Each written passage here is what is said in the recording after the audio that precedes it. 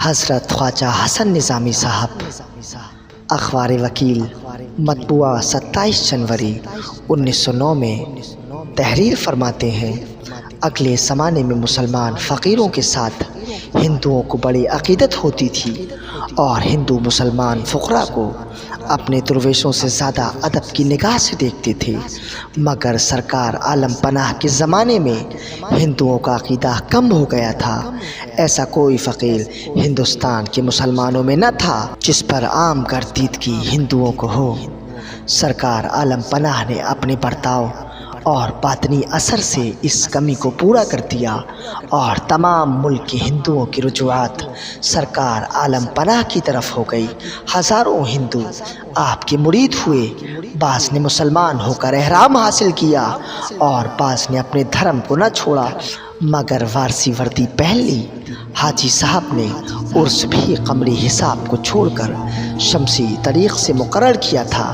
کارتک کے مہینے میں ان کے ہاں عرس ہوتا تھا، جس کی وجہ غالباً یہی ہوگی تاکہ ہندو عقیدت مندوں کو آسانی ہو۔ عرس میں اس قدر عظیم الشان مجمع ہوتا تھا کہ ایسے مختلف الحال اور مختلف العقائد لوگ جمع ہوتے تھے۔ تعجب آتا تھا، ہزاروں ہندو عورتیں اور مرد یا فارس کا نعرہ لگاتے دیوانہ وار دیوے کی گلیوں میں پھرتے تھے۔ خدا کی وردی احرام کا جلوس نکلتا تھا اور احرام کو پرتکلف خوان میں لگایا جاتا تھا اور منت ادا کرنے والا اس کو اپنے سر پر رکھتا تھا۔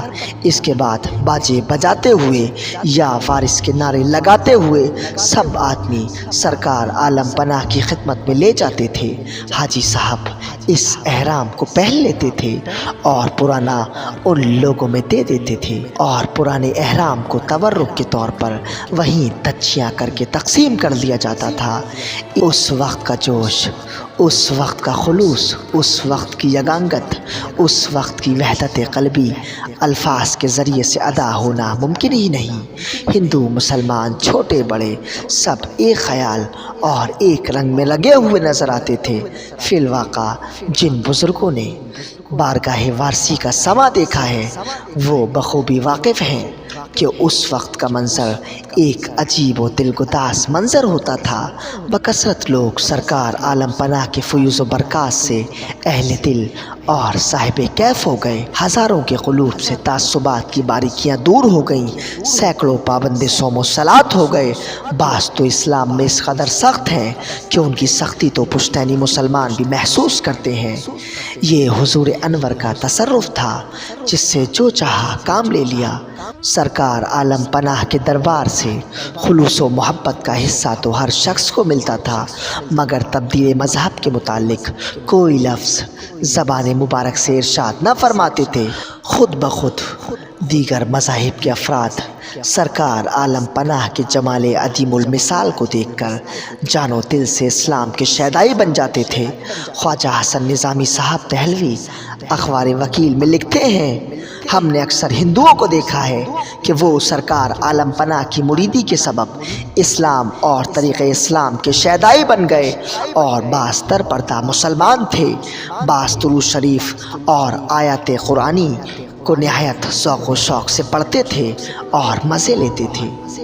یہی نہیں بلکہ اکثر ہندوؤں نے بڑے بڑے مجاہدات کیے ہیں۔ ٹھاکر پنچم سنگھ صاحب رئیس ملاولی ضلع مین پوری حضور پر نور کے خاص جانثاروں میں سے ہیں۔ انہوں نے بڑی بڑی ریاستیں کی ہیں، توحید سے سرشار ہیں، ذکر و شغل میں انہاک رکھتے ہیں، حضور انور کے نام پر اپنا مال نثار کرتے ہیں۔ سرکار عالم پناہ کے خیال کے سامنے ان کی نگاہ میں دنیا کی کوئی چیز وجاہت نہیں رکھتی تھی۔ پنڈت شیام لال صاحب رئیس گیا حضور انور کے عشق و محبت میں ایسے مدہوش ہوئے کہ انہوں نے حضرت فضیلت شاہ صاحب قبلہ سے احرام حاصل کیا اور ہر وقت انہی کے ساتھ رہنے لگے۔ بابو کنہیا لال صاحب جو کہ علی گڑھ کے وکیل تھے، انہوں نے لگاتار 20 سال کے روزے رکھے۔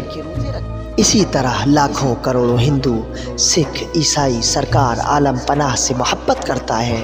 اور وہ محبت سرکار عالم پناہ اپنے دور حیات میں شروع کر کے گئے تھے اور وہ آج تک جاری ہے اور قیامت تک جاری رہے گی۔ سلام ہو اشرف العالمین پر، سلام ہو حضرت عشق علیہ السلام پر۔